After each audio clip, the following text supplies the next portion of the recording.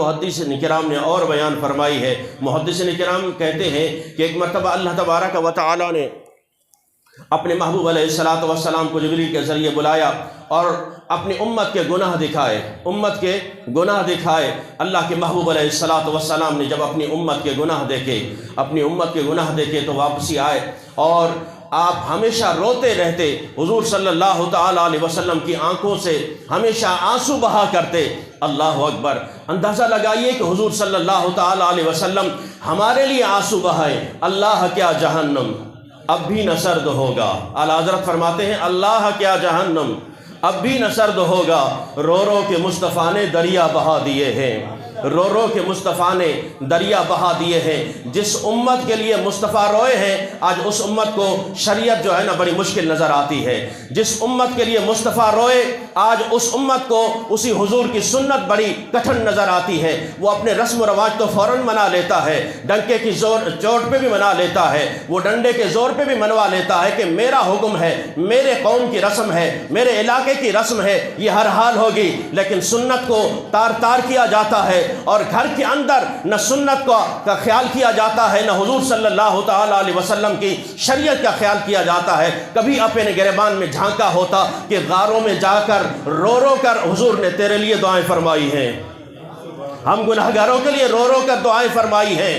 آقا کریم علیہ الصلوۃ والسلام اسی معراج کی رات جب حضور صلی اللہ تعالی علیہ وسلم کے لیے براق لایا گیا 70,000 ملائکہ ہیں اور تمام انتظار میں ہیں۔ حضرت جبریل کہتے ہیں کہ یا رسول اللہ سوار ہو جائیے۔ حضور صلی اللہ تعالی علیہ وسلم براق کے سامنے کھڑے ہو جاتے ہیں اور آپ مغموم ہیں، آپ کی آنکھوں سے آنسو جاری ہے۔ عرض کی یا رسول اللہ آج تو خوشی کا عالم ہے، آج تو رب نے آپ کو دیدار کے لیے بلایا ہے، آج کا رونا سمجھ نہیں آتا۔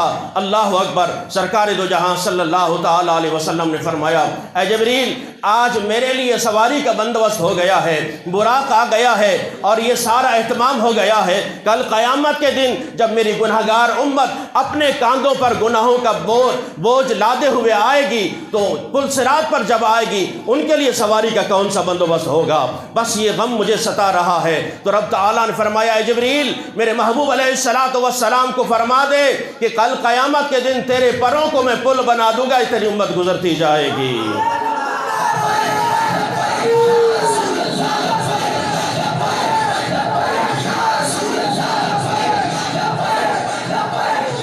عزیزان محترم آج ضرورت اس امر کی ہے۔ میں بارہا کہتا ہوں حضور صلی اللہ تعالی علیہ وسلم کی شانیں اور کمالات سننے والوں آج ضرورت اس امر کی ہے کہ ہم نے حضور صلی اللہ تعالی علیہ وسلم کی سیرت طیبہ کو پیچھے رکھ دیا، مؤخر کر دیا ہے اور ہم اپنی رسومات کو آگے لے کر آئے ہیں۔